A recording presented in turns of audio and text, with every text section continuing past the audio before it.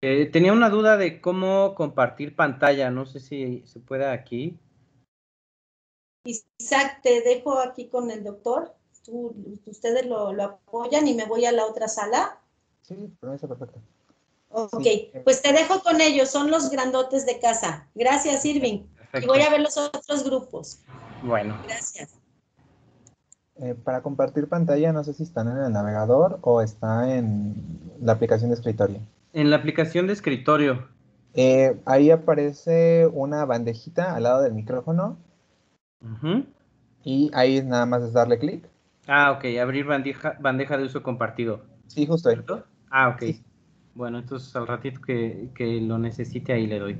Muchas gracias. Primero me gustaría comenzar diciendo un poco quién soy, ¿no? Los que estuvieron ahí en el foro pues ya pudieron escuchar un poco de quién soy, pero pues yo estudié ahí en la facultad, ya hace mucho, ¿no? En el 99 entré y salí en el 2004 y pues era una facultad por completamente diferente.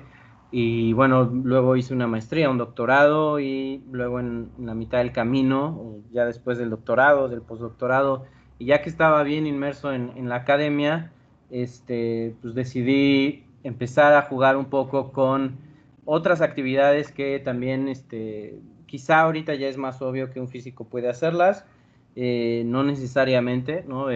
Pero en el tiempo en el que yo empecé a hacerlas no era nada obvio y no era nada claro que un físico pues podía hacer un montón de otras cosas, ¿no? Entonces me empecé a dedicar a analizar datos como tal, analizar datos sociales y pues me empezó a gustar mucho. Luego empecé a aprender a cómo cobrar, ¿no? Que pues fue algo súper complicado. Evidentemente un físico pues está hecho para hacer investigación, ¿no? Toda mi carrera, toda mi preparación me metieron en la cabeza que yo necesitaba hacer investigación en una universidad y volverme académico. Entonces, pues no tenía prácticamente idea de ese mundo, de cómo presentarme frente a clientes, cómo cobrar, en fin, todo ese tipo de cosas, ¿no? Entonces, pues bueno, eso fue hace prácticamente 7, 8 años y ahorita ya llevo 7, 8 años haciendo consultoría y análisis de datos para empresas, para gobiernos, para partidos políticos, para un montón de actores y pues bueno, eso es lo que hago al día de hoy. Entonces, me gustaría empezar haciendo algunas preguntas hacia ustedes, ¿no? Unas son muy, muy prácticas y otras literal tienen que ver más con sus aspiraciones. Entonces, empecemos para romper el hielo y por supuesto en el momento en el que quieran ustedes preguntarme pueden hacerlo. Por favor, interrúmpanme. La idea no es que esto sea una charla, sino más bien que sea una discusión entre ustedes y yo, ¿no? Y me gustaría empezar sabiendo cuántos de ustedes tienen ya el camino muy, muy trazado de yo me quiero dedicar a la investigación, a la academia y van a perseguir ir a una maestría, a un doctorado y luego conseguir una plaza. ¿Y cuántos de ustedes no lo tienen claro aún? ¿Y cuántos de ustedes piensan en otros posibles caminos? Quien quiera empezar, adelante.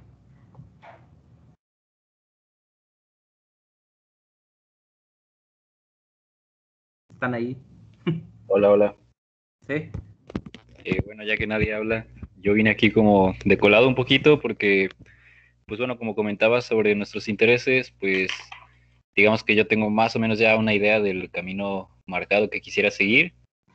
De momento, pues ya estoy como muy próximo a titularme, ya estoy en el ámbito laboral de mientras, en lo que aspiro al posgrado, pues por toda la situación actual, ¿no? Uno tuvo que esperar convocatorias y demás que se pospusieron. Y pues sí, voy como muy orientado hacia la investigación. Sí me gustaría realizar una maestría, un doctorado y pues dedicarme realmente a eso, a la investigación. Pues sí hace falta un poquito a la academia porque va muy de la mano. Pero pues sí, nunca está de más saber sobre otros ámbitos. El análisis de datos es últimamente como muy, muy importante, mucho bombardeo de este tema. Entonces, pues aquí andamos a ver qué sale. Bien, perfecto. ¿Alguien más? Pues ya que nos están amontonando, voy yo. Bueno, yo realmente tengo como que una idea como muy romántica acerca de la ciencia, que me gustaría pues ser investigador y todo esto, pero pues también entiendo que la realidad en el país no es como que la más ideal para el uso de la ciencia y ejercer como científico. Entonces pues también he estado buscando alternativas igual hacia el área de ciencia de datos para ver si es posible también incursionar en esta área y creo que es algo que comparten también varios de mis compañeros. No sé si no lo hablan ahorita, pero pues creo que es una dinámica general de todos. Bien. ¿Cómo se imaginan que es el día a día de un investigador, de un académico? O sea, ¿qué se imaginan que hace?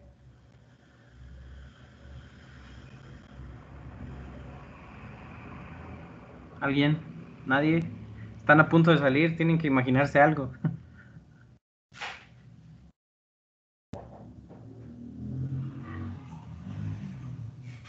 Bueno, pues como comentaba al inicio, y también lo que decía Isaac, pues muchos nos acostumbran de entrada como al ámbito de la investigación, pero pues últimamente las cosas van evolucionando, se van transformando, las necesidades y los intereses, y pues se abren otras vertientes. También otra es que la investigación, como decías, siempre está muy, muy del lado de la academia, o al menos en algunos casos, porque pues hacer investigación en una institución, normalmente esa institución es una institución académica que pues te abre las puertas también a la enseñanza, entonces llevas una cátedra en conjunto de tu investigación y demás. Pues creo que principalmente esas dos ideas, ¿no? Que una va de la mano de la otra y que como decía Isaac, pues últimamente los intereses y las necesidades son otras, entonces es bueno explorar este tipo de herramientas. Ok, ¿alguno de ustedes ha tenido experiencia o ya tiene experiencia en cómo es el proceso, por ejemplo, de publicar una investigación? O sea, ya han hecho un poco de investigación, les han hablado de los artículos, de los papers, saben qué proceso, qué necesita uno para mandar un paper, cómo funciona todo este proceso. Pues bueno, de manera directa o que ya haya publicado algo, pues no. Pero sí he estado acompañando en un intento que se hizo de enviar un artículo y bueno, al final no se concretó el enviar eso. También he estado muy de la mano de un artículo, bueno, más bien de un capítulo para un libro de análisis de datos. Y pues sí he visto que pues los procesos son muy rigurosos y es más que nada un proceso de investigación y metodológico para lo que se tiene que realizar. Además de que uno tiene que checar todo el tiempo, pues que toda la estructura esté bien, que uno esté, pues vaya, que esté bien. O sea, que es un proceso que es más que simplemente decir lo que sabes, es más completo y es una metodología que pues igual y no nos enseñan en la facultad. Ok. Sí, esencialmente, y eso es algo que a mí nunca me dijeron hasta que yo llegué ya bien entrado a la maestría, ¿no?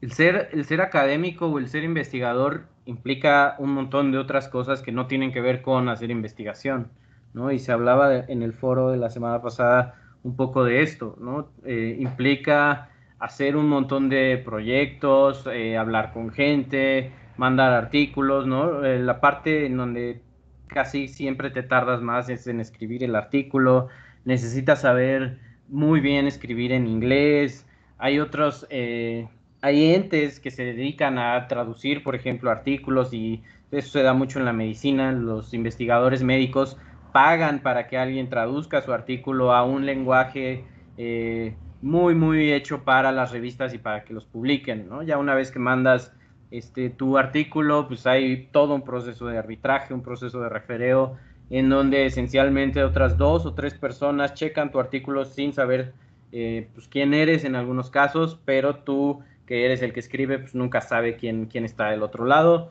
te mandan correcciones y en fin, el proceso para publicar un artículo a veces dura un par de meses, a veces dura un par de años, ¿no? Entonces, algo que es súper importante y lo comento porque es una pared con la cual yo me topé, es que la investigación no necesariamente es solamente hacer investigación, ¿no?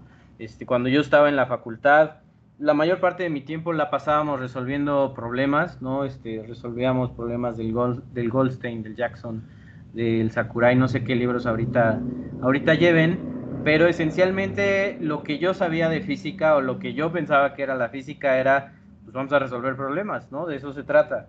Cuando me cambié ya a la maestría y al doctorado, empecé a hacer investigación. Y hacer investigación es por completo diferente, ¿no? De entrada, pues te estás metiendo en temas que no necesariamente es fácil pues, encontrar en la literatura, tienes que leer un montón de papers, ¿no? La mayoría de los papers son oscuros y no tienen la metodología muy clara, ¿no? Entonces es completamente diferente, ¿no? Y luego ya cuando llegas a ser investigador, pues se vuelve a convertir por completo y sí haces un poco de investigación o sí haces investigación, pero también gran parte de tu tiempo haces cosas administrativas, ¿no? Escribir propuestas para proyectos, pedir dinero, estar en comités, en fin, un montón de otras cosas. Entonces, gran parte de mi camino se empezó a transformar justo por eso, porque yo empecé a querer hacer más investigación y a resolver más problemas que lo que yo tenía el tiempo suficiente para hacerlo. Y además, la mayoría de los problemas que a mí me empezaron a interesar tenían que ver con la sociedad y no tanto con la física como tal, ¿no? Cuando yo hice este cambio estaba estudiando el modelo de Ising, que seguro si ya tuvieron clases de física estadística han escuchado, ¿no? Y pues estaba muy contento ahí simulando cosas en una computadora y haciendo modelos de Ising y corridas del modelo de Ising, sacando series de tiempo y analizando datos, pero pues también me puse a analizar ahí otras cosas que tenían que ver con la sociedad y con el INEGI, con las elecciones y con el INE y con un montón de otras cosas, y eso me empezó a llamar más la atención, ¿no? Entonces, ¿qué hace un consultor? Pues un consultor también mucho tiempo está leyendo e investigando y también tiene un montón de esa parte administrativa, ¿no? Hola, Aria. Muy bien. Entonces, otra pregunta que sería muy importante que resolviéramos es, sé que ustedes tienen clases de programación de alguna manera, pero no sé hasta dónde los llevan, ¿no? En mis tiempos en la facultad, pues realmente veías lo básico y lo veíamos, creo que en ese momento vimos Pascal, ya ni siquiera debe de existir, y luego cuando estuve en la maestría y en el doctorado, hice un poco de Fortran, aprendí C, pero ahora esencialmente lo que hago es Python y un lenguaje nuevo que se llama Rust. Entonces, no sé ustedes si les han dado clases de programación o no, qué tanta experiencia tienen, si les han dado métodos numéricos o no, y en qué lenguajes programan. Eso sería súper importante de saberlo. ¿Alguien? ¿Cualquiera?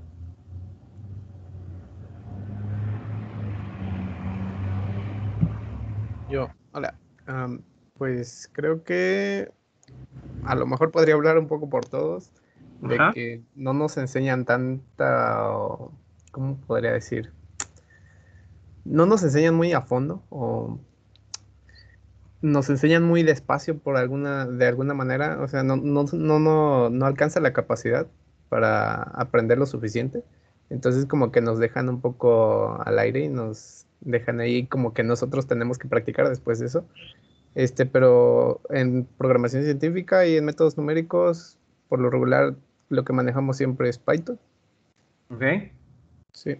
Y ya de ahí, pues nos meten un poco la idea de que también matemática, se usa. Ok, bien. Por ahí hay otras dos manos levantadas, o al menos había dos, creo que una ya se bajó. Adelante, adelante.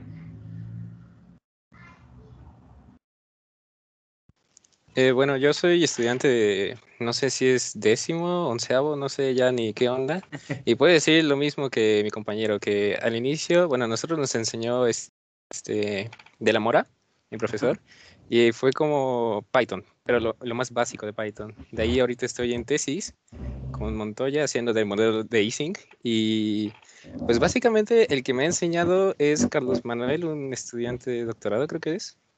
Pero de ahí lo que resta de de la carrera no creo que haya mucha alimentación sobre programación o no vemos casi nada, o sea, lo más básico y ya de ahí pues te tienen que salvar los demás pues en tesis, ¿no? O sea, tienes que buscar qué hacer y cómo hacerlo. Sí, sí, gran parte del aprendizaje que yo he tenido con respecto a la programación fue exactamente igual, ¿no? A mí en la facultad me enseñaron muy poquito, luego me crucé con matemática y literal, en el doctorado, me dijeron un día, pues mira, tu labor del próximo mes es entender este código. Y ese código estaba en matemática y pues yo tuve que sentarme un mes a aprender cómo programar en matemática por mi cuenta, ¿no? Entonces, afortunadamente a mí me gustaba y pues sí me empecé a meter, ¿no? Y ya luego empecé a conocer otros lenguajes, pero sí es muy importante, ¿no? Entonces, gran parte de la idea de este taller es justo eso, agarrar código, agarrar herramientas de análisis.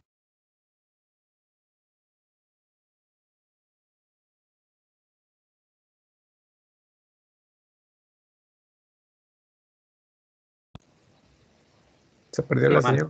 ¿No? Python es el lenguaje y por ahí algunos arriesgados podrían meterse a Julia, ¿no? Julia también es un lenguaje que está despegando muchísimo para cómputo científico, ¿no? Y entonces también les recomiendo mucho que aprendan Julia, pero lo cierto es que Julia todavía no despega, ¿no? Julia le faltan muchas librerías para estar al nivel de Python, entonces hay muchas cosas que en Python se pueden hacer ya de forma pues, prácticamente trivial, que para los científicos es muy importante hacerlas, ¿no? Entonces, pues bueno, en este taller hablaremos de lenguajes de programación, hablaremos de Python, nos meteremos con Python y en específico con una librería para hacer análisis de datos que se llama Pandas, ¿no? Entonces, en esta sesión no nos meteremos ahí, pero en la próxima sesión la idea es que nos pongamos a programar con Pandas y a descargar datos y a analizar, ¿no? Muy bien. Entonces, ¿alguno de ustedes no tiene idea de cómo programar ni siquiera lo básico? ¿O la clase de programación le pasó así de noche por completo? ¿No entiende por completo prácticamente nada?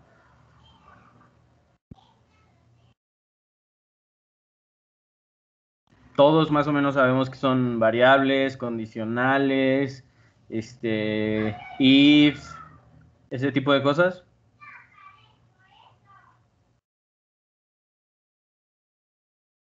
Creo que sí. Asumiré que sí. Bien. Luego, hablemos un poco del análisis de datos, ¿no? Como bien decían, y yo también lo decía, la parte de análisis de datos o ciencia de datos, ¿no? En los últimos años se ha empezado a llamar así, ciencia de datos, está súper de moda, ¿no? Entonces, seguramente lo han escuchado por ahí. ¿Qué idea tienen cuando escuchan un científico de datos o ciencia de datos? ¿Qué es lo que piensan que hace un científico de datos?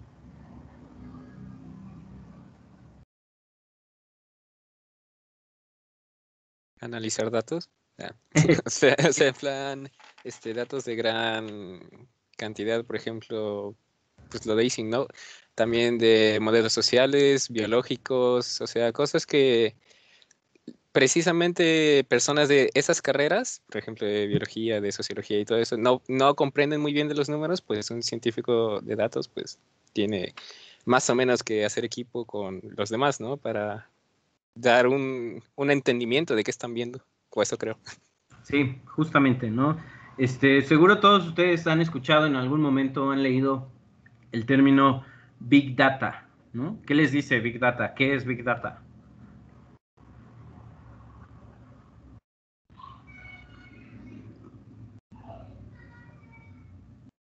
Venga, no sean tímidos.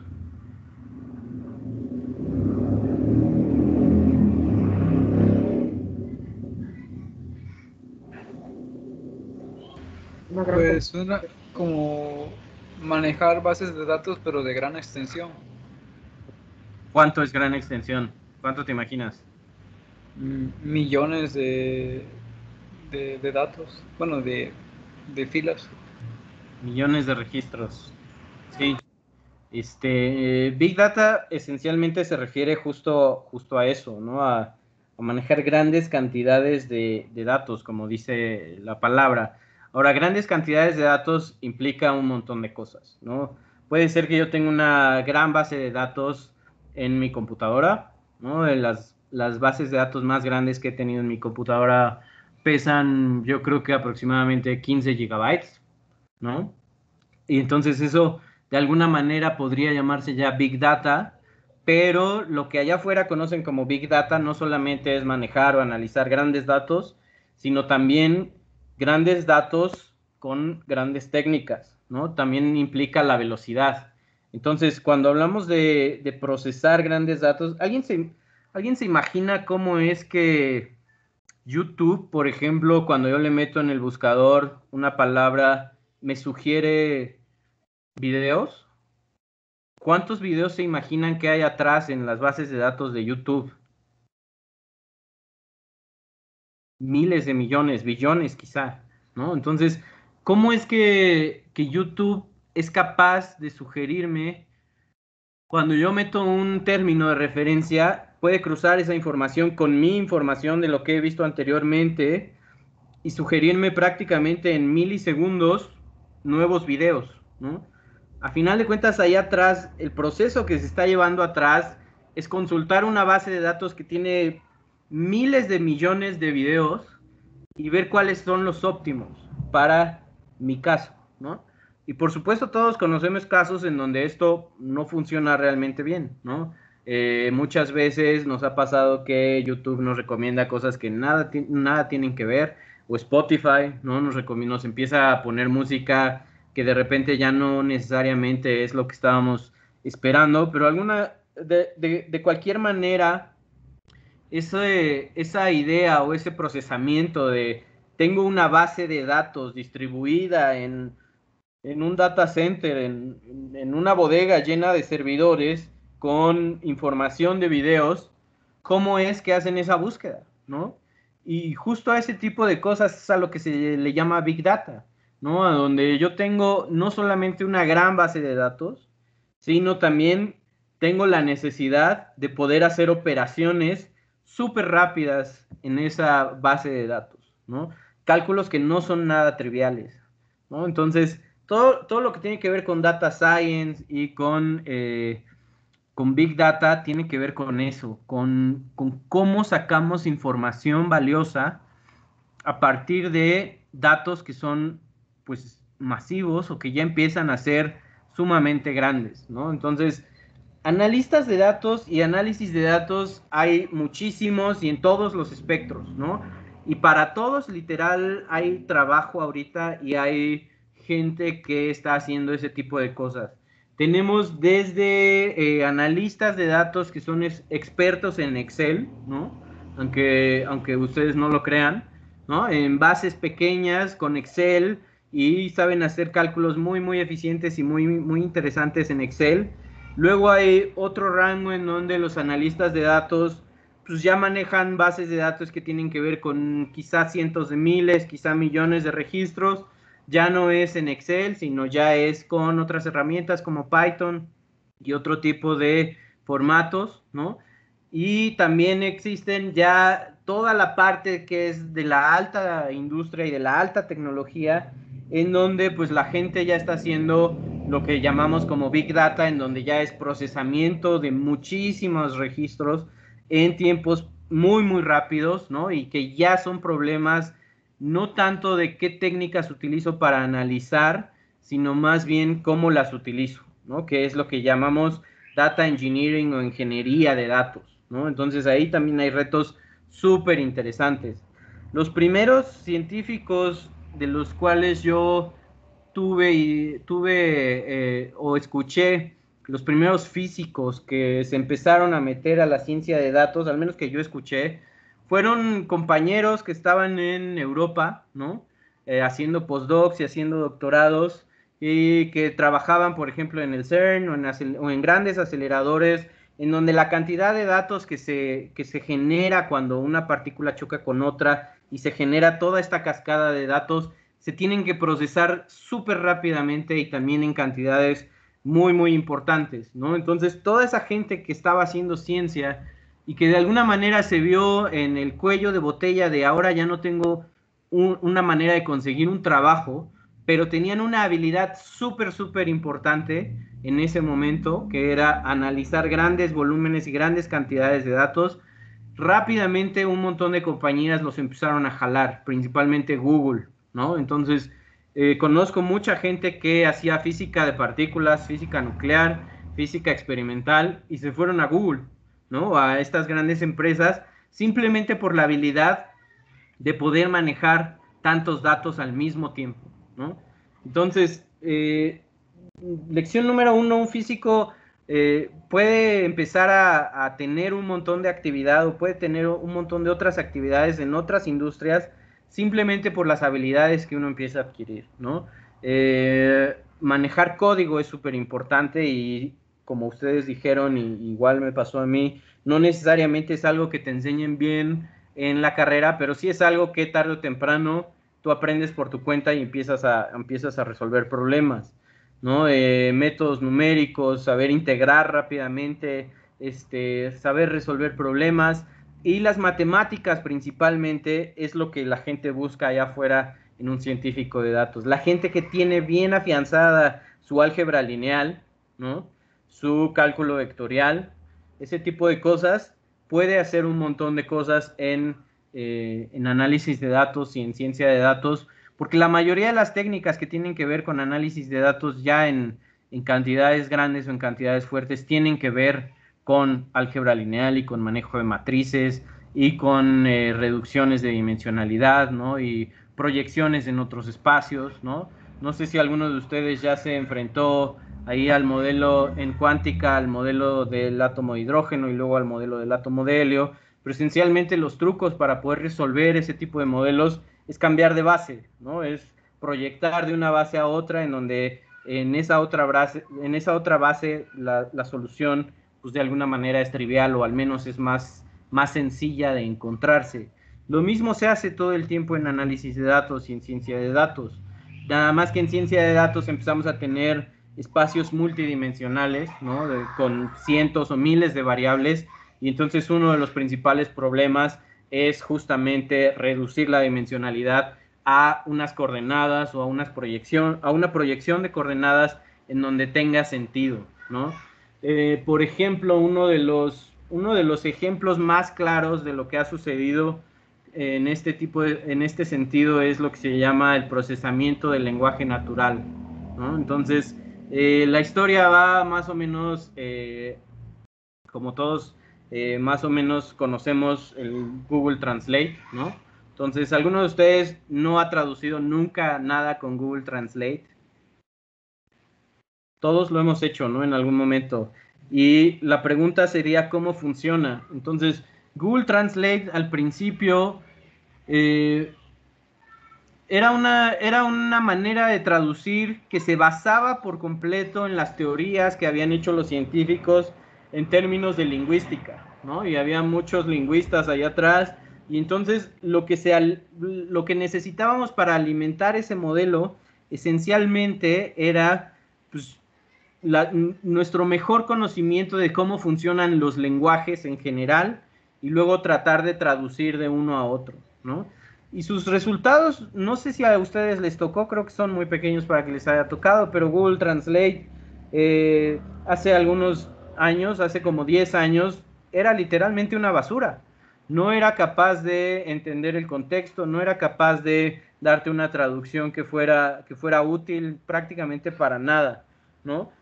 Y en esos 10 años, ahora Google Translate es una de las mejores aplicaciones y puede traducir prácticamente incluso al vuelo, ¿no? Puede traducir tu voz en texto y luego el texto en otro idioma, ¿no? Y entonces, ¿cómo se logró esto?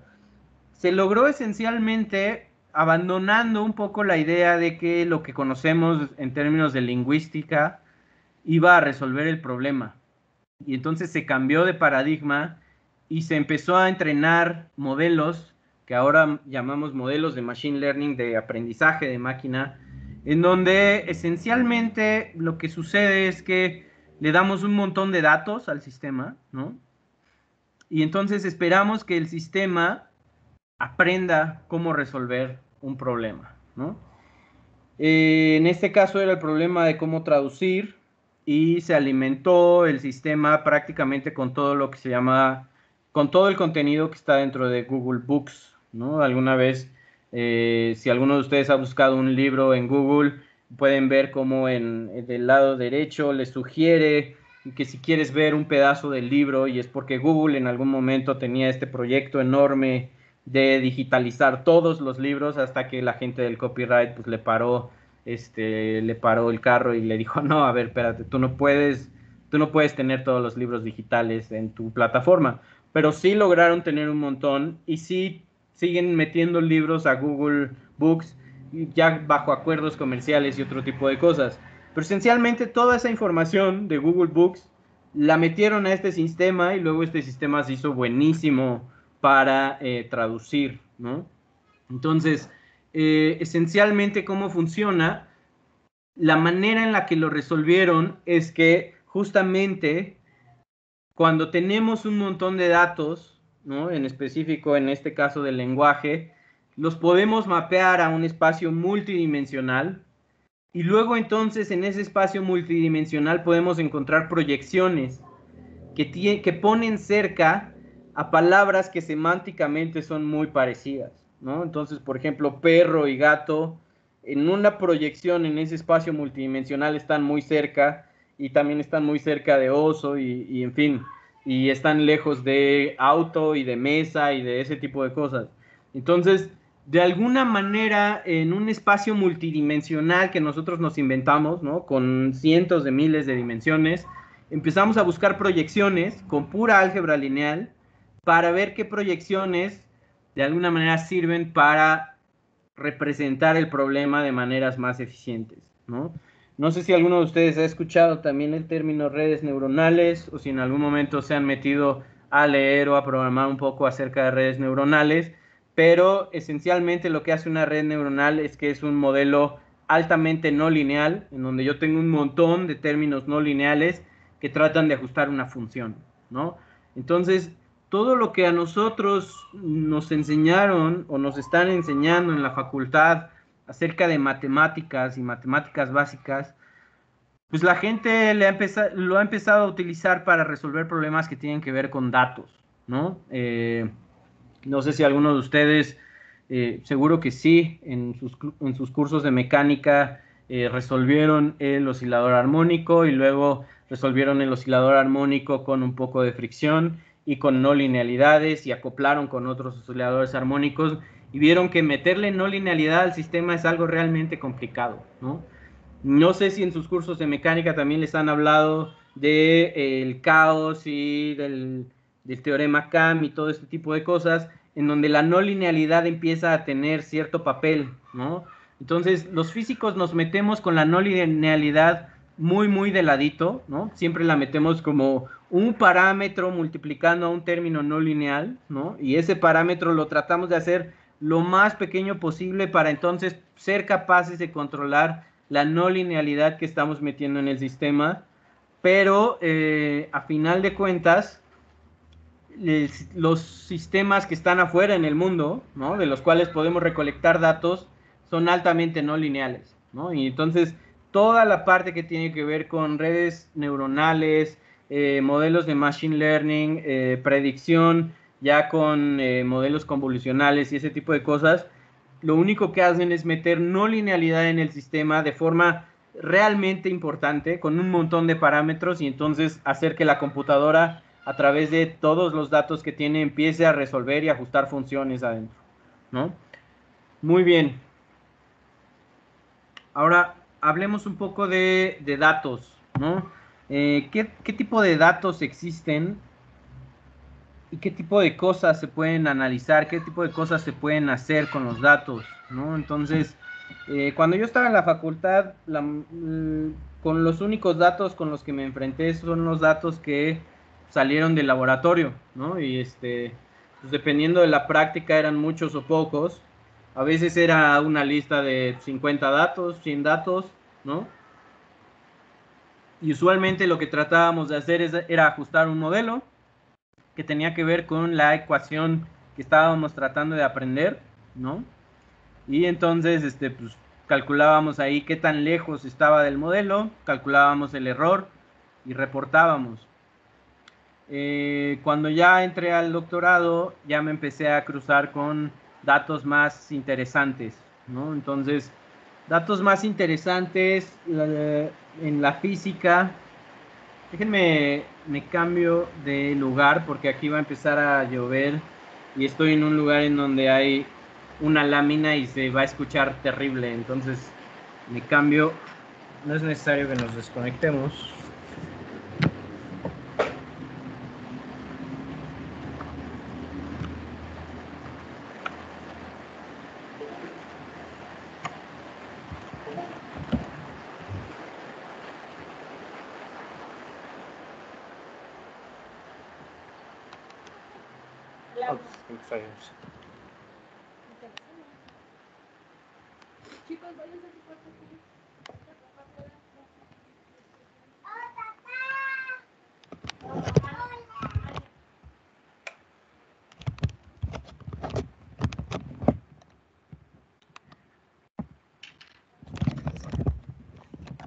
Listo. Entonces, como les decía, cuando estuve ya en la maestría o en el doctorado, empecé a simular datos y empecé a recolectar datos ya de forma más importante, ¿no? Y la cantidad de datos que tenía, recuerdo, era un ensamble de un modelo de Ising que medía 100% celdas.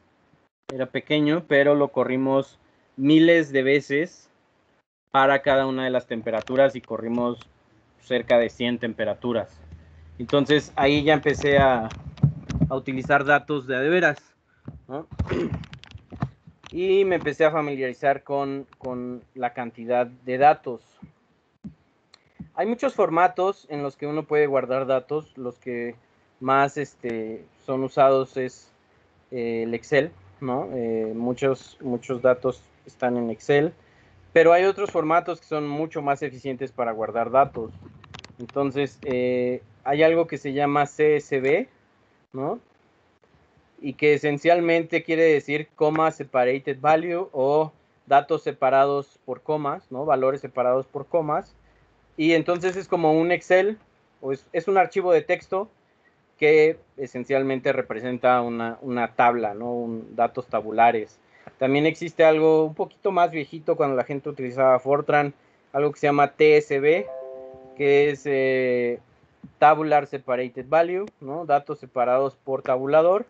Y conforme la ciencia de datos ha ido avanzando, se han empezado a generar datos, formatos de datos más interesantes y más importantes, ¿no? Uno de los formatos de datos más utilizados hasta la fecha es algo que se llama JSON, ¿no? Que esencialmente surgió como una manera de tener datos que no necesariamente tienen estructuras como tablas, sino más bien ya son datos que son altamente relacionales.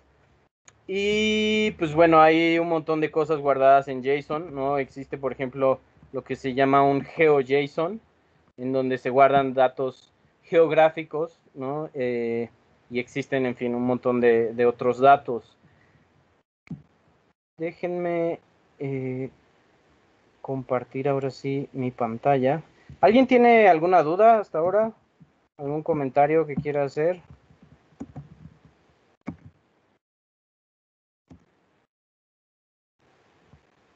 ¿Nadie? ¿Siguen ahí?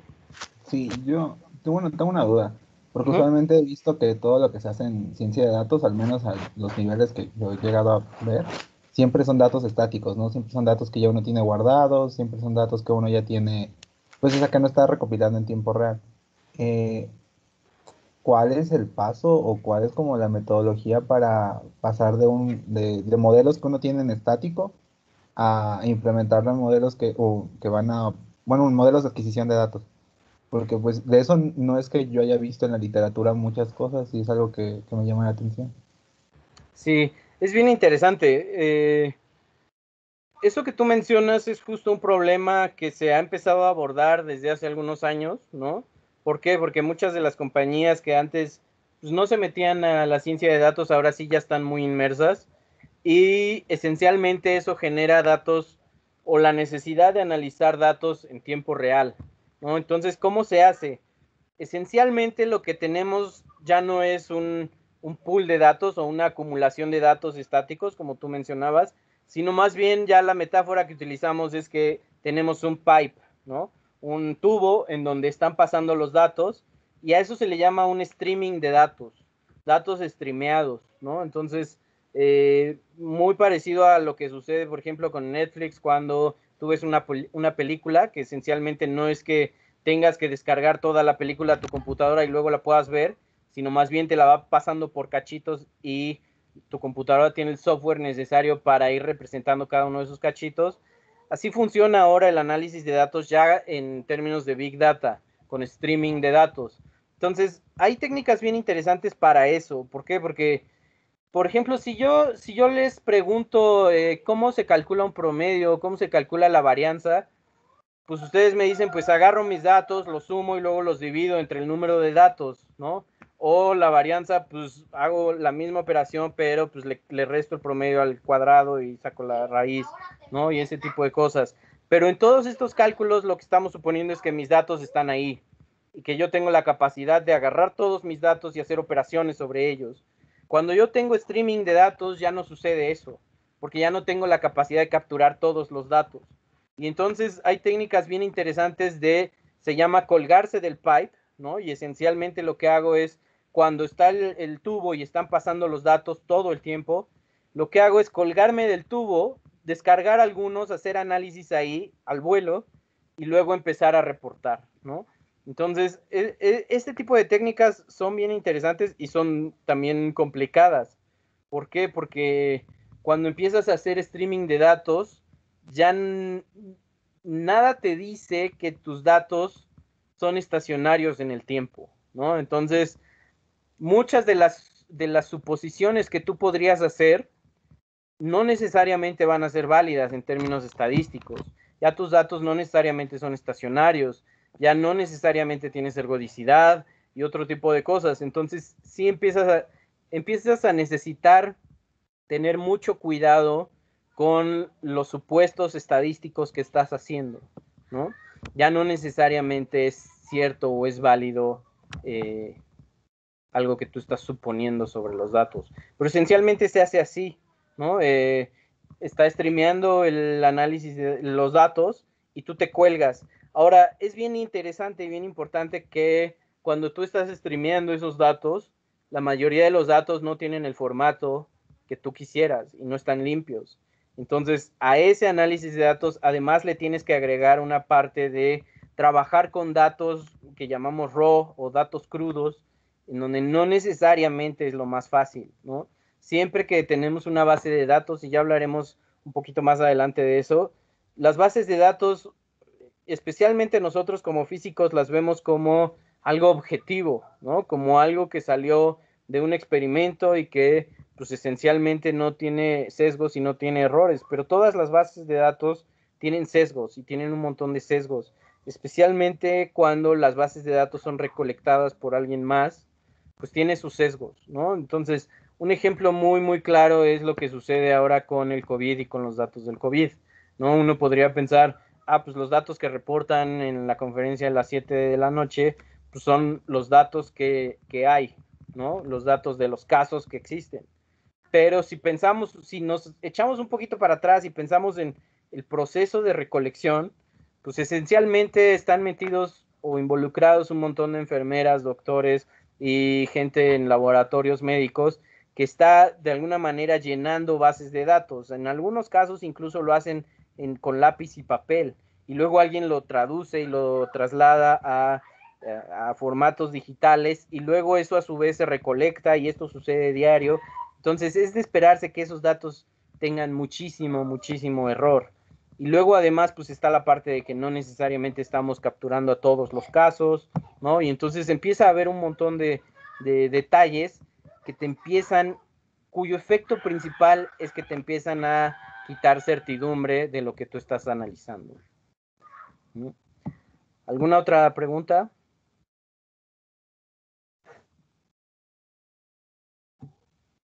¿No?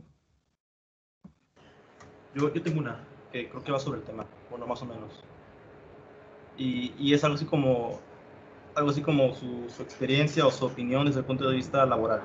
Dice, como físicos, por ejemplo, analizar datos, digamos que la tarea de matemática y la programación, digamos que la hacemos y la entendemos, pero llega un punto donde, por ejemplo, he hablado con compañeros de ingeniería sobre el tema, porque digamos que también lo ven desde su punto de vista, pero lo primero que piensan ellos es, voy a plantear un servidor, voy a poner bases de datos, y como físico, al egresar, me interesa saber cuando entra al mercado, si se me va a requerir la habilidad laboral de plantear servidores, de poder meter mano, o si un físico ya en el campo solamente recibe datos y él se encarga de analizarlos, y no ve eso, o es una habilidad que de verdad, si estamos interesados en el tema para trabajar, tenemos que pulir más o menos.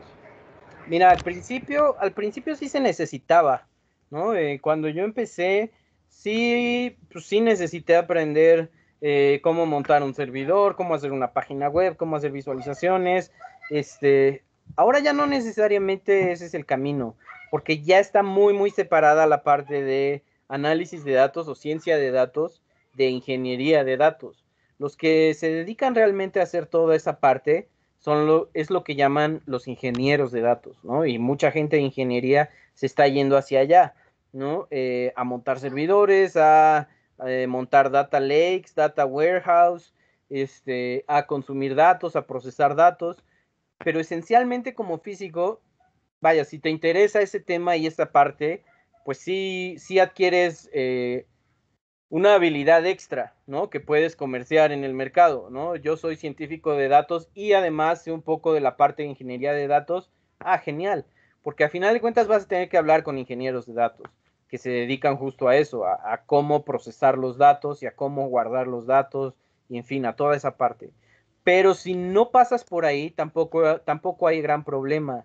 Algo que sí es muy importante y que que la mayoría de la gente que está ahorita metiéndose al análisis de datos o a la ciencia de datos lo está adquiriendo como una habilidad importante, es aprender lenguajes que tengan que ver con bases de datos, ¿no?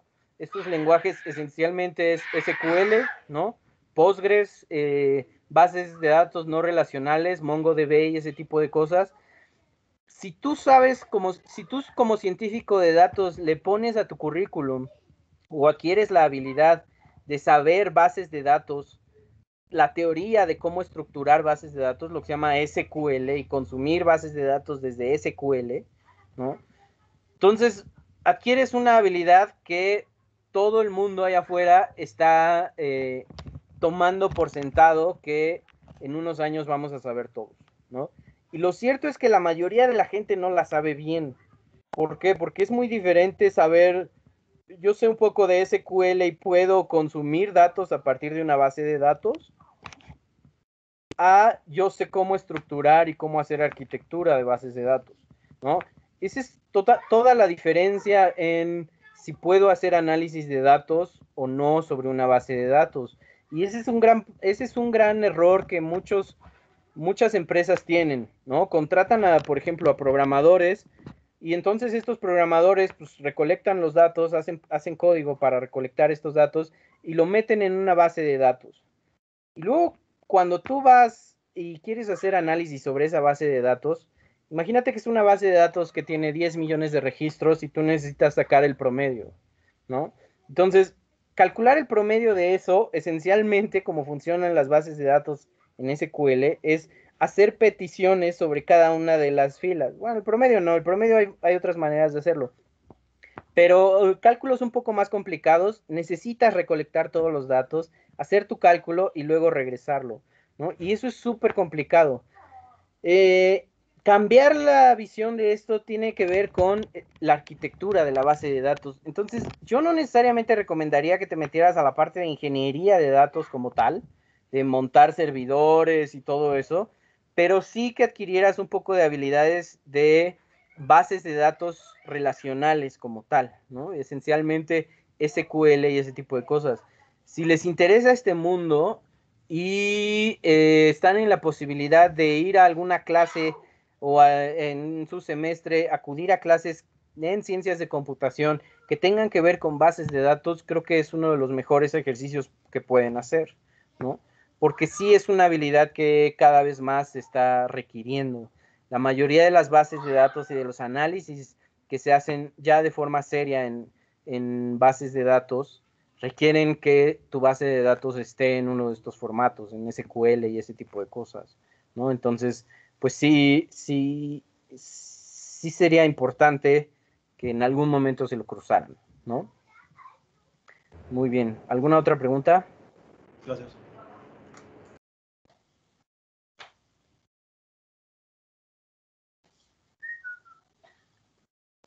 Bueno, entonces ahora hablemos un poco de los datos que existen en México, ¿no?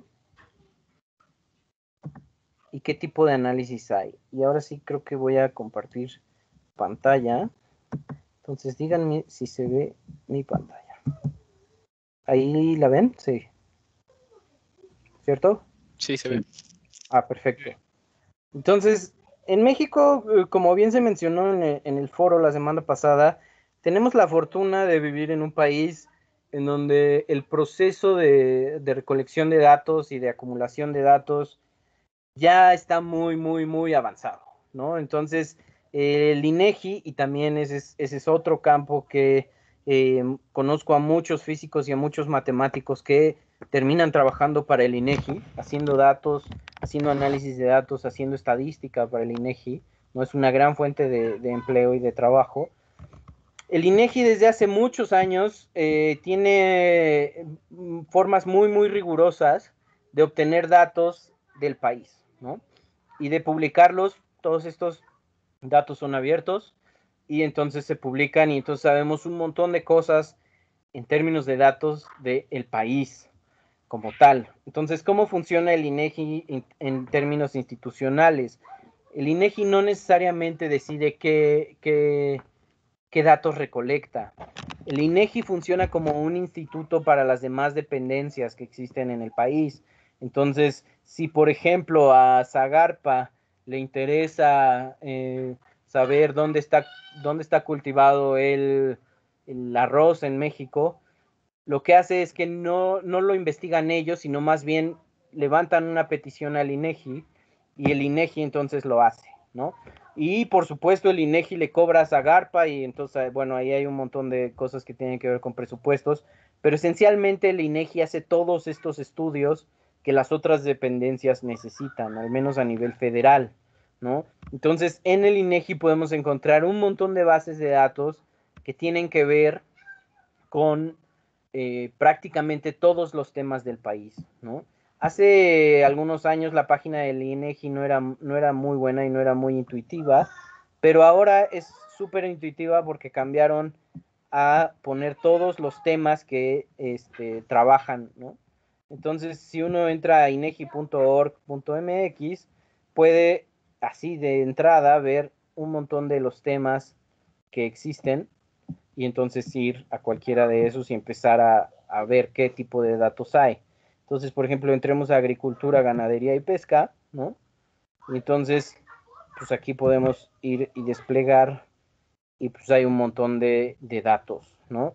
El INEGI tiene estas cosas que se llaman, bueno, el formato es muy similar en todas sus páginas, entonces tiene información general, ¿no? En donde yo puedo tener información general ya en datos de pues, lo que me interesa. Luego tiene una sección de tabulados, en donde ya lo que puedo hacer es descargar resultados estadísticos que ellos ya procesaron, ¿no? Entonces, y aquí pues hay un montón de Exceles con datos, son datos con formato y entonces son más para consultar tablas y ese tipo de cosas. Y luego hay algo que se llama herramientas, que esencialmente pues tienen ahí herramientas de descarga y herramientas de consulta y eso, ¿no? Entonces, la mayoría de las cosas que hace INEGI son una de dos cosas. O hacen censos o hacen encuestas. ¿Alguien sabe la diferencia entre un censo y una encuesta?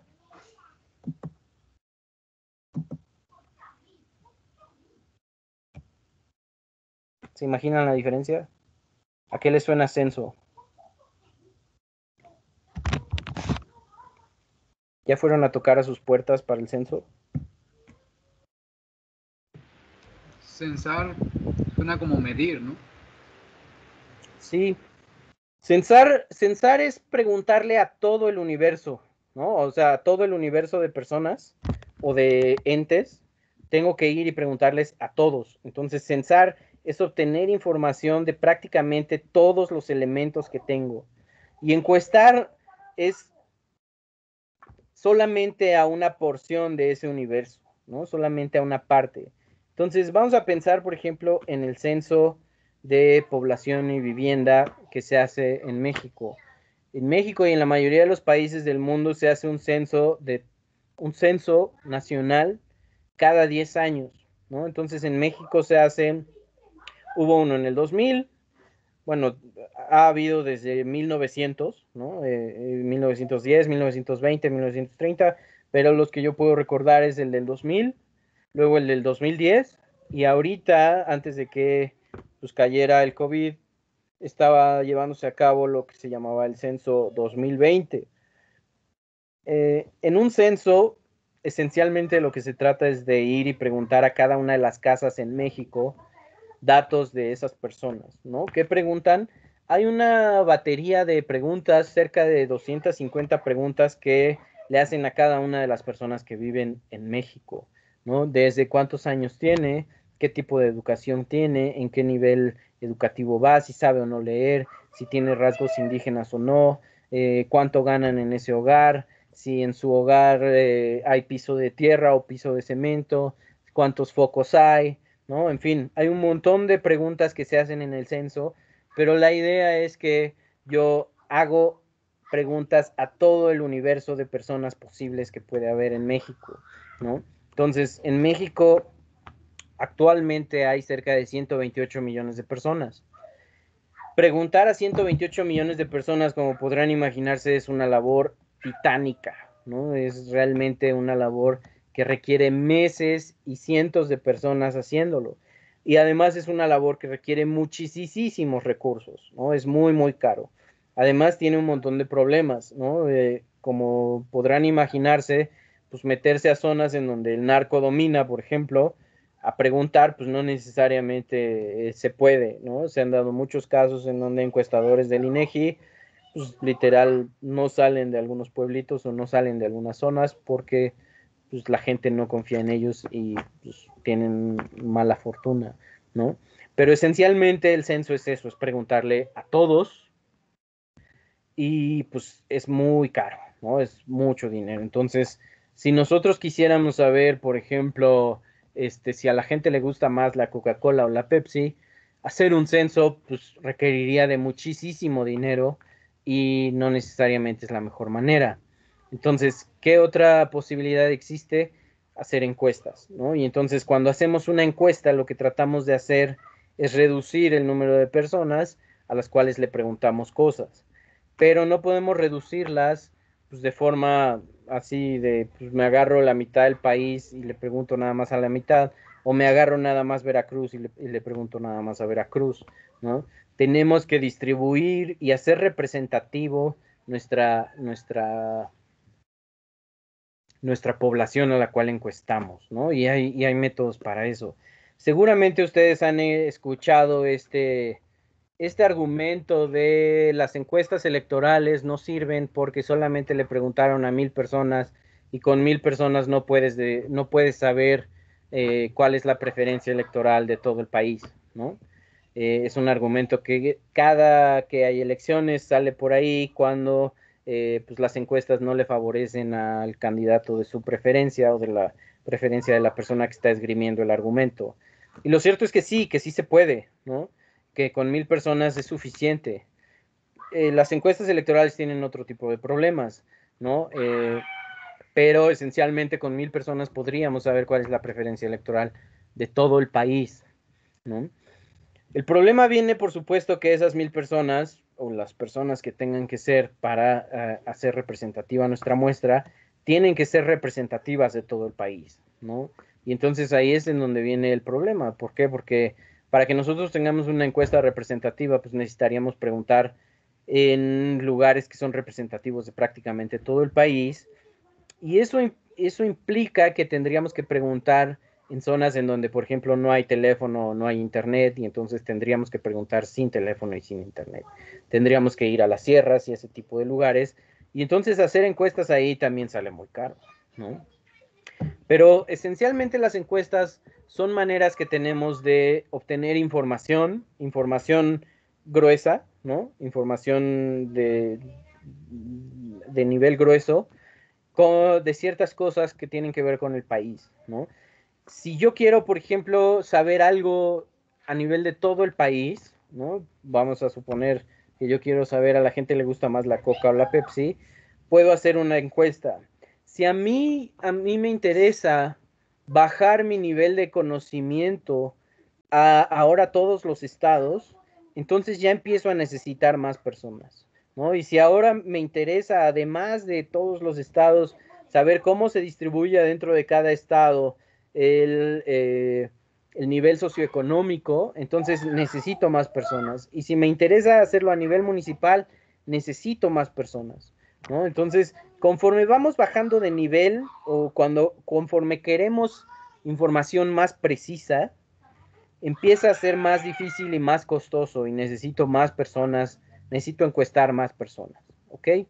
Entonces, bueno, para no irnos tan lejos, una de las cosas que hace el INEGI son censos, como ya les dije, lo hace cada 10 años el censo de población y vivienda, pero hace censos también de otras cosas, ¿no? Hace censos en organismos gubernamentales, hace censos económicos, hace censos educativos, ¿no? En censos educativos, por ejemplo, va a cada una de las escuelas y pregunta cosas. En censos económicos va a cada uno de los negocios o comercios y pregunta cosas, ¿no? Y así. Y también mucho de lo que hace el INEGI son encuestas, ¿no? Entonces, la mayoría de los datos que se encuentran en INEGI vienen de encuestas y tendríamos que saber interpretarlas, ¿no? Entonces, en México, una de las principales fuentes de información son las encuestas del INEGI. Y como les decía, pues hay información de prácticamente todos los temas. Y mañana vamos a analizar una de estas encuestas y nos vamos a meter con esos datos, ¿no? Esencialmente vamos a analizar lo que se llama la EMPECIT, que es la Encuesta Nacional de Percepción de la Ciencia y la Tecnología en México, ¿no? Entonces es esta encuesta y nos vamos a meter con los datos que existen en esa encuesta y qué tipo de cosas o qué tipo de conclusiones podemos obtener de ella. En esta encuesta, esencialmente, lo que hace el INEGI es tratar de entender cuál es la percepción de los mexicanos acerca de la ciencia, ¿no? Y entonces cada una de las encuestas tiene un cuestionario de preguntas de qué es lo que le preguntan. No sé si a alguno de ustedes les ha tocado que el INEGI toque a su puerta para una encuesta, pero esencialmente, si te toca, pues tienes la buena fortuna o mala fortuna, depende de cómo lo veas, de que vas a estar esencialmente 40 minutos o una hora platicando con un encuestador del INEGI. Todas las encuestas del INEGI son bastante amplias, ¿no? No es la típica encuesta que te hacen afuera del Walmart cuando compraste un shampoo y tiene 3 preguntas en un iPad, ¿no? Las encuestas de INEGI son mucho más grandes, con muchas más preguntas, ¿no? Y esta en específico pregunta cosas bien, bien interesantes, ¿no? Entonces mañana nos vamos a meter con esta encuesta solamente para ver un poco qué tipo de cosas, como qué tipo de cosas pregunta, ¿no? Entonces, tiene un módulo de uso de la televisión y uso del radio que es bien interesante, que pregunta cuántas horas de TV ves al día, cuántas horas de radio escuchas, si ves o no programas científicos, ¿no? Si lees revistas, si lees libros, si usas computadora, si tienes computadora. Pero luego llega la parte en donde nos vamos a interesar más nosotros, que es comprensión de conceptos, ¿no? Y le preguntan a la gente si entiende o no las siguientes cosas: estudio científico, efecto invernadero, calentamiento global, agujero en la capa de ozono, ¿no? Si tienen o no un conocimiento acerca de eso, si lo han escuchado o no, ¿no? Y entonces vamos a ver, analizar los datos de esta encuesta nos va a permitir saber cuál es la percepción de los mexicanos acerca de la ciencia y nos vamos a llevar grandes sorpresas. ¿Qué se imaginan ustedes? ¿Que los mexicanos son letrados en ciencia o no tanto?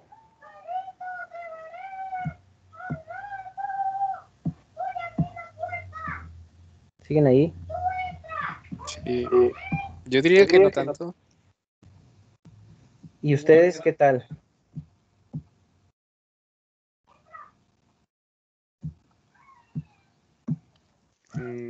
Bueno, si hablamos de nosotros, de la población universitaria de noveno semestre y tal, yo diría que por lo menos la mayoría sí tiene un aprendizaje de esas cosas, ¿no? De ciencia, pero no sé, puede haber alguno que otro perdido o algo así.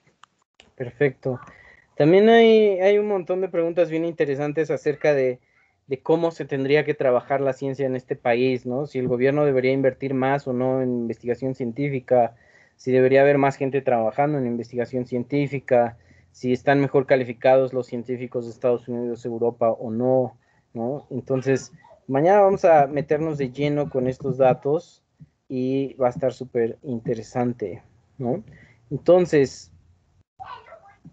una de las cosas que tienen que hacer para mañana es ir justo al sitio del INEGI e investigar acerca de este EMPECIT, ¿no? En específico, bajarse el cuestionario. Entonces le pueden poner así en Google EMPECIT y van a entrar a esta página, ¿no? Y ahí viene una sección con cuestionario.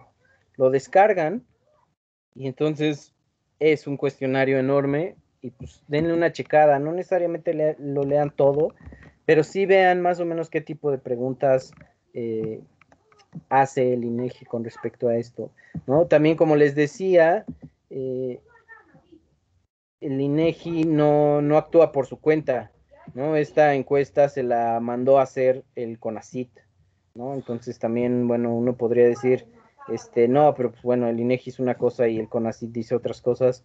No, el CONACYT pregunta esto al INEGI para que entonces ellos tengan pues, una medida, una percepción de cómo la gente percibe la ciencia en México. Entonces, mañana vamos a desglosar por completo esta encuesta, nos vamos a meter a esa encuesta, ¿va? Entonces, para mañana, chéquense el cuestionario, ¿no? Denle ahí una leída al cuestionario, familiarícense con la página, ¿no?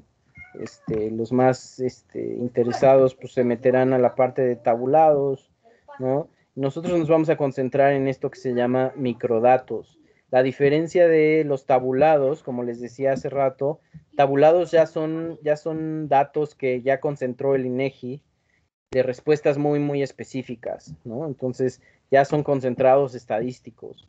Y los microdatos son datos que tienen que ver con las respuestas directas de la encuesta, ¿no? Entonces, ahí está todo lo que contestó la gente, ¿no? Tú sabes o no de la gravedad cuántica, sí o no, todas, ¿no? En toda la base de datos, quién dijo que sí, quién dijo que no. Por supuesto, no vienen nombres ni direcciones. En este país es un delito liberar datos personales de esa manera, pero sí vienen todas las respuestas, ¿no? Entonces nos vamos a meter con eso, ¿no? Muy bien. Y entonces, bueno, para continuar el día de hoy, vamos a hablar de otro de los actores en términos de datos que ha surgido en México hace muy, muy poquita, ¿no? Y es esto que se llama la Agencia Digital de Innovación Pública de la Ciudad de México. Entonces, la Ciudad de México, como muchos de los gobiernos del país, han cambiado de gobernador hace algunos años, ¿no? Hace un par de años esencialmente. Y en la Ciudad de México implementaron algo que se llama la Agencia Digital de Innovación Pública, cuya labor esencialmente es volver tecnológica y digital todo el gobierno de la ciudad, ¿no? Entonces, hay una página súper buena que la encuentran poniendo en Google Datos CDMX y es datos.cdmx.gov.mx, y ahí están liberando datos de prácticamente todo lo que pasa en la ciudad. ¿Por qué son importantes estos datos? Porque son datos que tienen un nivel de agregación prácticamente ya a nivel de dónde sucedió el evento, ¿no? Entonces, aquí hay datos, por ejemplo, bien interesantes que tienen que ver con crimen, ¿no? Con todos los homicidios, todos los robos, todos los delitos cometidos en la Ciudad de México, o al menos todos los que se denuncian, tenemos coordenadas, latitud y longitud para cada uno de ellos. Entonces, si a ustedes les interesa hacer análisis de datos espacial, este es el lugar a donde tienen que ir. ¿Por qué? Porque hay un montón de datos bien interesantes que pueden utilizar, ¿no? Hay datos de consumo de agua, hay datos de delitos, como les decía. Entonces, se pueden empezar a hacer cosas bien, bien interesantes en términos de análisis de datos y de hipótesis, ya cruzando cosas de delincuencia, por ejemplo, ¿no? Una de las cosas que uno más podría, una de las hipótesis que uno puede lanzar al aire ahorita es el robo a celulares se da más en las zonas pobres o en las zonas ricas de la ciudad.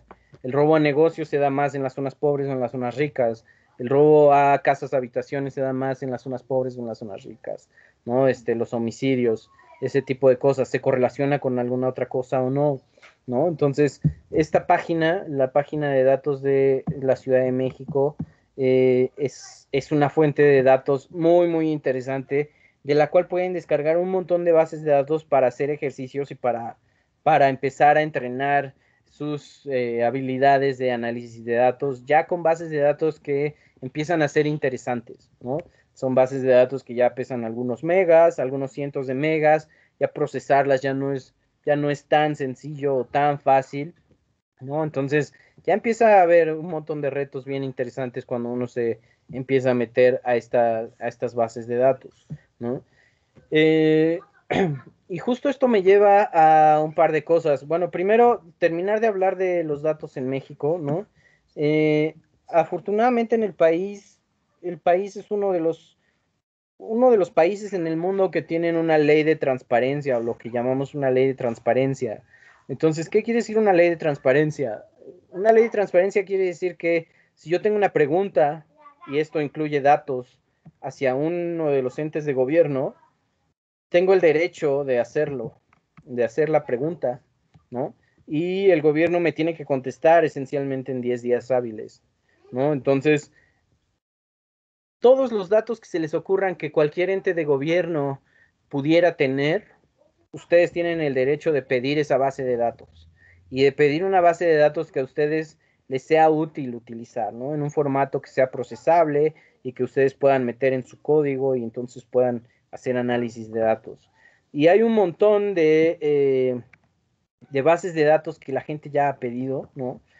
Uno de los principales problemas con ese sistema es que, pues cuando tú vas y pides una base de datos, pues no necesariamente sabes cuáles ya pidieron antes, ¿no? Y no hay, sí hay un portal en donde las liberan, pero no hay información o no es fácil saber cuáles ya liberaron antes. Entonces, por ejemplo, yo en algún momento pedí cuántos investigadores hay en el Sistema Nacional de Investigadores, en el SNI, de cada una de las ramas y de cada uno de los estados en el país. Y me encontré con que pues, la gente ya había preguntado eso cerca de unas 15 veces en diferentes momentos del tiempo, ¿no? Entonces, el sistema no es perfecto. ¿Por qué? Porque pues, hay un montón de bases repetidas, pero esencialmente pues, tenemos ese derecho de ir y preguntar datos de lo que queramos o de lo que creamos conveniente. Datos esencialmente de lo que tú quieras, ¿no? Desde cuáles han sido los cateos más importantes en qué lugares, georreferencias, datos de delincuencia. En algún momento, por ejemplo, vi que la gente le preguntaba a CONACYT cuál era la mejor televisión para comprar, ¿no? Y evidentemente muchos de las dependencias de gobierno pues pueden responder, eso no es de mi competencia, ¿no? Pero hay todo ese tipo de preguntas. Con respecto a los proyectos científicos, también hay muchos científicos que cuando les evalúan mal su proyecto, le preguntan a CONACYT por qué mi proyecto salió mal evaluado. En fin, es una manera pues, de obtener datos y de obtener información del gobierno que es válida, es un poco tardada, porque como les decía, el gobierno tiene esencialmente 10 días hábiles, y usualmente lo que pasa es que el gobierno te trata de dar la vuelta y pues, se hace un poco ahí el tonto, el menso de no formulaste bien tu pregunta, entonces te contesto pues más o menos lo que yo entendí, tienes que reformularla, tienes que aventar otra vez la petición de transparencia, o a veces pues el gobierno se defiende diciendo que no tiene esos datos, pero sí los tiene, en fin, ¿no? Es un proceso ahí medio tortuoso, pero es otra manera bien válida de obtener datos, ¿no? Entonces, esencialmente en México, los datos o las bases de datos, las páginas o las fuentes de datos que yo recomiendo para empezar a hacer análisis son esas tres. El INEGI, sin duda, es una página que si les interesa de forma seria el análisis de datos, tienen que conocer de arriba a abajo, ¿no? O sea, meterse a un montón de cosas que está haciendo el INEGI. La base de datos de la Ciudad de México, ¿no? Quizá ustedes podrían pensar o decir, no, bueno, pero es de la Ciudad de México, a mí no necesariamente me interesa, porque me interesa más la parte de Veracruz o la ciudad de Jalapa, pero sí es un muy buen ejemplo de lo que va a suceder en algunos años con prácticamente todos los gobiernos del país, ¿no? Entonces, sí sería una muy buena base de datos para practicar y para empezar a hacer análisis de datos. Y además no solo eso, sino que si el gobierno de la Ciudad de México tiene esos datos, lo más seguro es que el gobierno de sus estados los tengan también, nada más que a través de transparencia, ¿no? Entonces, si ustedes ven por ahí alguna base en los datos de la Ciudad de México, pues pueden ir y pedir por transparencia esos datos al gobierno de Veracruz o de Oaxaca o en fin, de donde sea, ¿no? En fin, esas son como las tres fuentes de datos principales para empezar a analizar bases de datos. Por último, hacer análisis de datos, uno podría pensar, bueno, ¿y cómo empiezo, no? ¿Cómo aprendo a hacer análisis de datos? Las próximas 2 sesiones nos vamos a meter de lleno a cómo hacer análisis de datos. Vamos a hacer un análisis de datos básico, como les decía, con INEGI, pero vamos a aprender a montar datos, a analizar datos, a procesarlos, a filtrarlos, a graficarlos, ¿no? Entonces va a ser bien interesante, pero sin duda el mejor consejo que les puedo dar en términos de análisis de datos es si les interesa ese mundo del análisis de datos, lo que más tienen que hacer es empezar a hacer proyectos por su cuenta, ¿no? El análisis de datos es algo que solamente se aprende si te empiezas a enlodar las manos, ¿no? Si empiezas a meter las manos a los datos. ¿Por qué? Porque hay muchos datos que vienen muy sucios, que las hipótesis que puedes empezar a hacer o los problemas que puedes empezar a resolver en términos de análisis de datos solamente surgen cuando empiezas a tener conocimiento de cómo se mueven las bases y qué tipo de datos existen por ahí, ¿no? Entonces, si les interesa este mundo, lo más rápido posible empiecen a clavarse a hacer análisis de datos, no esperen a que alguien les pida un análisis de datos o a que llegue alguien que les diga, oye, ¿qué tal si hacemos este análisis de datos? Sino más bien ustedes por su cuenta empiecen a inventarse análisis de datos, así como si estuvieran inventándose problemas de electrodinámica, ¿no? Y en fin, denle. Muy bien. Antes de quitar mi pantalla, algo que es muy importante es que para la sesión de mañana vamos a codear un poco en Python. Entonces, quienes ya tengan instalado Python en su computadora y quieran seguir el ejercicio, pues no tendrán problema, excepto por lo que voy a mencionar ahora. Pero quienes no lo tengan, pues también tienen quienes no tengan Python instalado en su computadora y quieran seguir el ejercicio, por supuesto, hacer el ejercicio no es obligatorio, pero pues, aprenderían mucho más si se clavan a hacer el ejercicio. Necesitan instalar Python, ¿no? Y no solamente Python, sino necesitan instalar algo que se llama Jupyter Lab, ¿no? Jupyter Lab, no sé si alguno de ustedes mencionaban que sí han tenido experiencia con Python, ¿no? Entonces Python esencialmente cómo funciona es que es un lenguaje que se puede utilizar en el intérprete, ¿no? o se puede hacer scripts con él, pero también hay una tercera manera que ahorita ya es muy popular, pero antes no lo era, que es hacer notebooks con Python, ¿no? Entonces, si alguno de ustedes ha utilizado matemática en algún momento, matemática funciona por notebooks, en donde cada una de las celdas de ese notebook tiene su propio código y entonces tú lo ejecutas y el resultado se guarda en memoria. Entonces puedes ir jugando con tu código en un ritmo muy, muy agradable, sin tener que ejecutar cada vez todo tu código, o compilar cada vez todo tu código. Entonces nosotros vamos a utilizar una herramienta similar que funciona sobre Python, y esto es JupyterLab. Para instalarla, si es que no la tienen instalada, la manera más fácil es instalar esto que se llama Anaconda, ¿no? Entonces, Anaconda es un suite de herramientas para hacer análisis de datos. Funciona, tiene un montón de cosas ahí, pero esencialmente tiene herramientas para hacer análisis de datos con Python, ¿no? Entonces, déjenme ver. Esta es la parte de ventas de Anaconda, pero hay otra. Download Anaconda.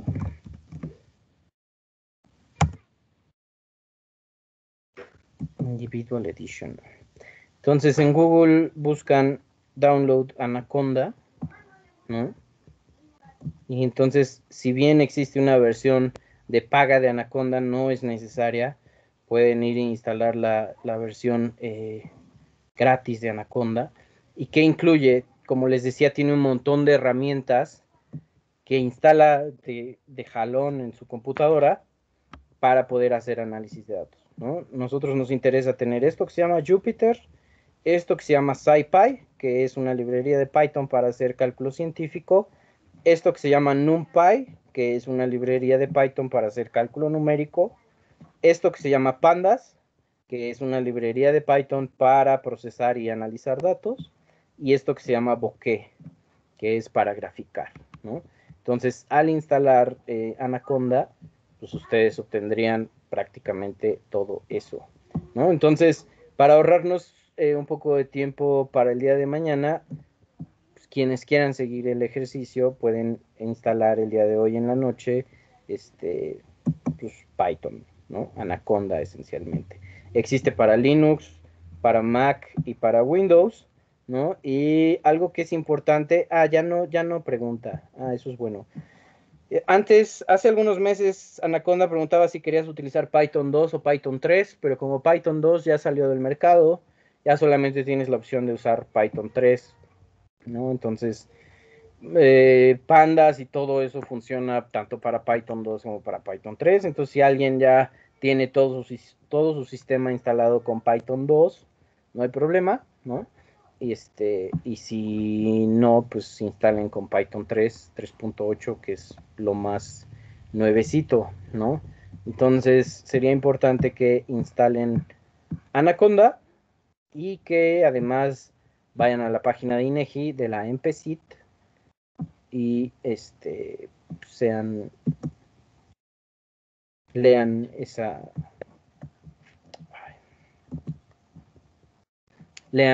la encuesta, el cuestionario. Ok, bueno, voy a dejar de compartir mi pantalla y pues tenemos cerca de media hora para preguntas, para comentarios, para pues, en fin, para que digan lo que quieran, digan si les interesa saber algo en específico, análisis en específico, en fin, adelante. Yo tengo una pregunta referente a esto último que mencionó. Instalé hace un tiempo el Jupyter Notebook por Anaconda, pero no sé si es distinto a Jupyter Lab, si es necesario tener forzosamente el Lab. Mira, si instalaste Anaconda, tienes los dos, pero si tú lo que ocupas es Jupyter Notebook, no hay problema. O sea, lo que necesitamos es Notebook realmente. Yo utilizo Jupyter Lab y por eso tengo en mi cabeza el Jupyter Lab, pero pues esencialmente puedes hacerlo con el que quieras, ¿no? Bueno, pues en realidad no lo he usado, solo lo descargué porque lo iba a utilizar, pero pues a la mera hora ya no hizo falta, pero bueno, ahorita se le va a dar un uso. Mañana lo usarás. Sale pues, gracias. Bien, ¿quién más? Ven, veo por ahí manos, venga.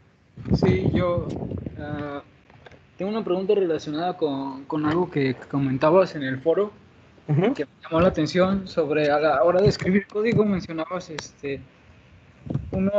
que hay una forma de, pues, de escribirlo de tal manera que luego llegue otra persona y sin necesidad de conocer lo que estás haciendo pueda continuar. También hacer comunidades de testeo, no sé bien qué término utilizaste. O sea, ese tipo de cosas, ¿cómo las puedo buscar en internet para pues aprenderlas y algún ejercicio para aplicarlas? Pues básicamente eso. Bien, sí, esencialmente lo que mencionaba en el foro es que el mundo de la programación de los científicos, ¿no? En específico de los físicos, matemáticos y biólogos, es muy, muy diferente al mundo de la programación de los ingenieros en computación, ¿no?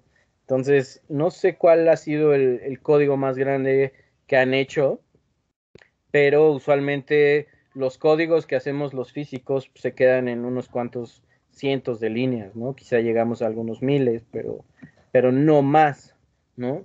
¿Por qué? Porque son códigos que están hechos para resolver un problema muy, muy en específico, ¿no? Entonces, voy a poner un ejemplo de un código que hice las últimas 2 semanas, ¿no? En México hay una base de datos que tiene el INEGI que se llama el DNUE, que es el directorio de unidades económicas, ¿no?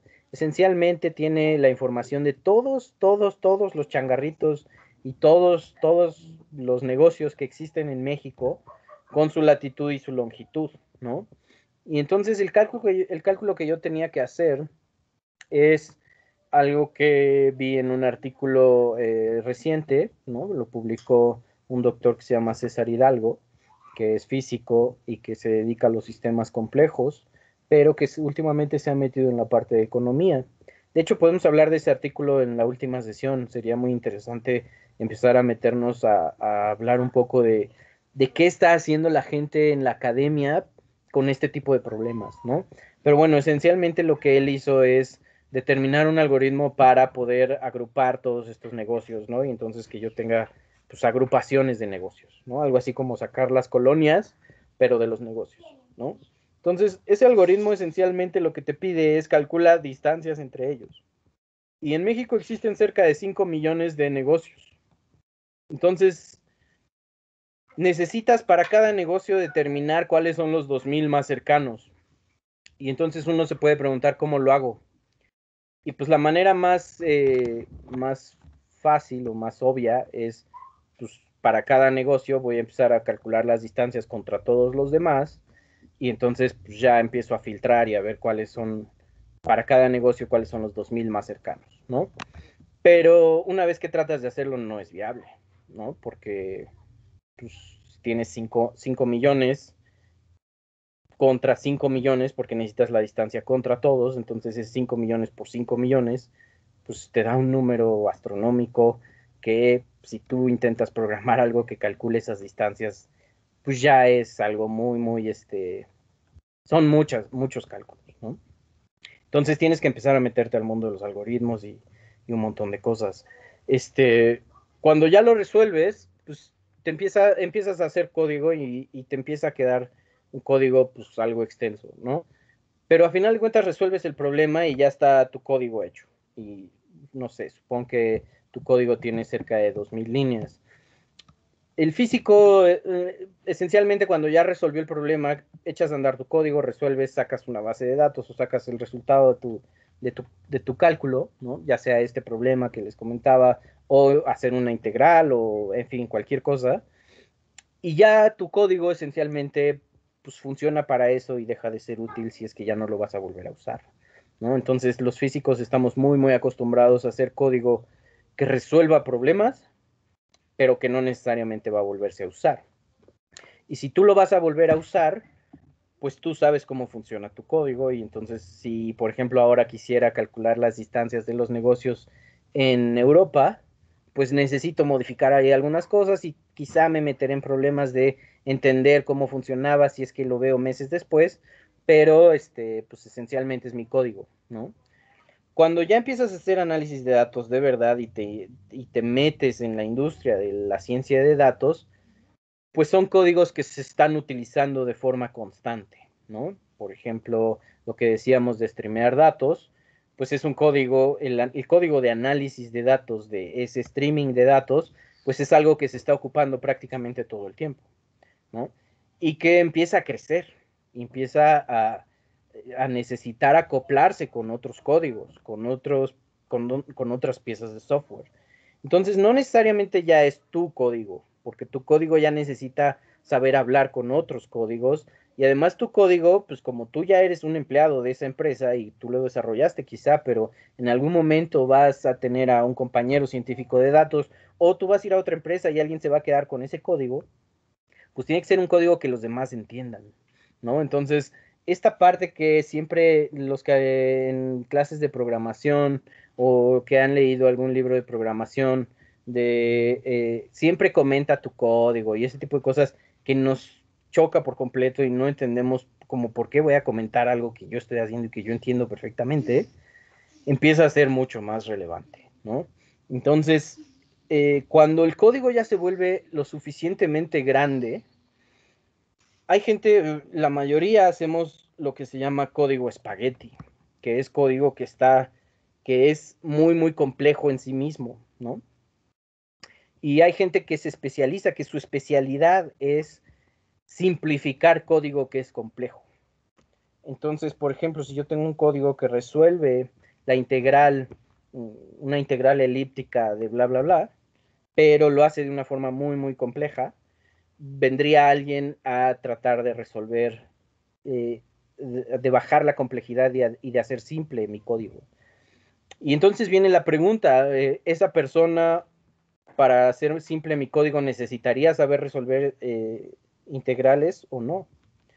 Y resulta ser que depende cómo esté escrito tu código, pero muchas veces la complejidad del código no tiene que ver con lo que está haciendo, sino simplemente con cómo está escrito. Y entonces muchas personas, o una práctica que la gente ya utiliza cuando hacen código profesional, es hacer lo que se llama una prueba unitaria, ¿no? O pruebas unitarias. Entonces, en pedazos del código ponen, como cuando ustedes se encuentran con un bug, con un error en su código, y le van poniendo print tal cosa y, aquí print 3, entonces sé que sí hizo el paso correcto. Y aquí print 7, aquí ya se equivocó, ¿no? Entonces empiezan a llenar el código de ese tipo de cosas, pero son pruebas que cualquiera que llegue al código puede saber cuál es el resultado de la prueba, ¿no? Entonces el comentario que va con ese print es, esta prueba tiene que dar 7 siempre. Y entonces lo que hace la gente que simplifica código es que empieza a simplificar cosas y tiene esas pequeñas pruebas para poder guiarse y decir, el código sigue dando el mismo resultado que daba cuando era complejo, ¿no? Entonces, ese tipo de cosas son las que se hacen todo el tiempo cuando escribes código profesional. ¿Dónde aprenderlo? Es bien complicado desde donde estamos nosotros, porque, pues como les decía, uno está maleado a hacer código de la otra forma.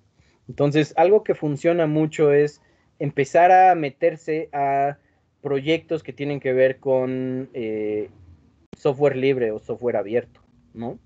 Y entonces empezar a entender el código de otras personas. No sé si todos ustedes conocen la herramienta que se llama GitHub, que esencialmente es una red social para gente que hace código, ¿no? Y donde puedes poner tú tu código y pues colaborar con un montón de otra gente haciendo código. Entonces, una de las mejores prácticas es eso, es encontrar un proyecto de software libre y empezar a meterte, empezar a entender cómo está hecho su código, empezar a tratar de modificar algunas cositas y empezar a aprender las técnicas y las prácticas que tiene la gente al hacer código.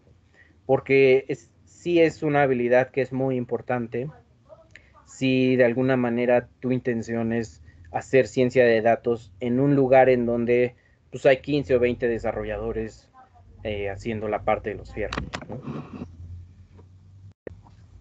No sé si alguien más tiene otra pregunta. Sí, yo tengo una. Es más hacia lo que decías de GitHub. ¿Qué tan importante es para cuando uno va a salir ya al sector privado o va a tratar de incursionar, tener un buen perfil de GitHub? Mira, esta es una pregunta que es bien difícil, ¿no? La mayoría de las personas allá afuera, si a ti lo que te interesa es tener un trabajo más en términos de desarrollador, que conozco a muchos físicos que se han metido a ese campo, ¿no? Por ejemplo, hacer páginas web, hacer código para ciertas cosas, pues entonces sí es importante que tengas un buen GitHub, ¿no? No todas las empresas y no todas las personas checan tu GitHub, pero sí se ve muy mal, por ejemplo, que tú llegues y te pregunten cuál es tu GitHub y digas, no, pues nunca lo he usado, ¿no? Entonces, como científicos, ustedes tienen una oportunidad invaluable para tener buenos GitHubs. ¿Por qué? Porque tienen un montón de problemas que resolver, ¿no? Entonces, eso es algo que la mayoría de la gente que estudia ciencias de la computación o código, programación como tal, tiene un problema muy grande con eso, y es que se vuelven especialistas en programar, pero luego no saben qué programar a menos que alguien les diga qué programar, ¿no? Y nosotros, o sea, tenemos el problema al revés, ¿no? Nosotros tenemos cientos de problemas, miles de problemas que podríamos programar, y luego la parte de la programada es la que nos cuesta trabajo. Pero pues literal, o sea, si tú te haces un código que calcula el campo electromagnético para una distribución de cargas o resuelve el problema de integrar tal cosa o un problema del Jackson, lo pones en código y lo resuelves numéricamente, ese tipo de cosas, si las empiezas a subir a tu GitHub, se empiezan a volver piezas muy, muy buenas para a la hora que tú tienes que demostrar que sabes hacer código, ¿no? Y que sabes resolver problemas. Entonces, ese tipo de cosas, muchas veces hacemos código y se queda en nuestras computadoras. Y yo les diría, súbanlo a GitHub, no les cuesta nada. A lo mejor hacer el README o comentarlo un poquito ahí es complicado, es difícil, ¿no?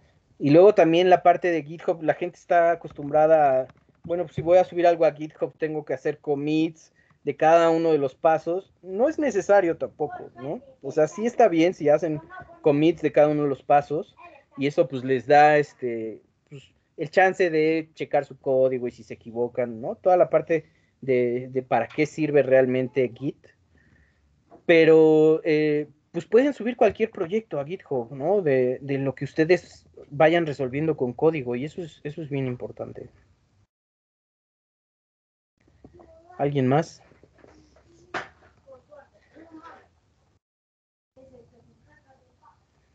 ¿Nadie? Bueno, pues entonces si nadie tiene otra pregunta o otra cuestión, pues vayámonos a descansar y entonces en la noche o en el transcurso de la mañana del día de mañana, instalen, instalen Anaconda, no se confíen de lo instalo en los 5 minutos en lo que empieza la siguiente sesión, porque es una descarga bastante pesada. Creo que la última vez que lo hice fueron como 300 megas, 400 megas, entonces sí se les puede, depende de su conexión a internet, sí se puede ahí colgar un rato. Entonces traten de hacerlo pues en la noche, ¿no? Y la parte de la encuesta, del cuestionario de la encuesta, denle una checada. Les digo, no es necesario que se avienten todo el cuestionario, sino más bien denle una pasada de qué tipo de cosas le interesa al INEGI saber acerca de la ciencia, ¿no? ¿Va? Buenísimo. Pues si nadie tiene otro comentario o otra duda o otra pregunta, pues entonces creo que podemos irnos y nos vemos mañana. ¿Va? Sale, pues. Gracias. Que va, Adiós. profe. Gracias. Gracias. Adiós. Hasta luego.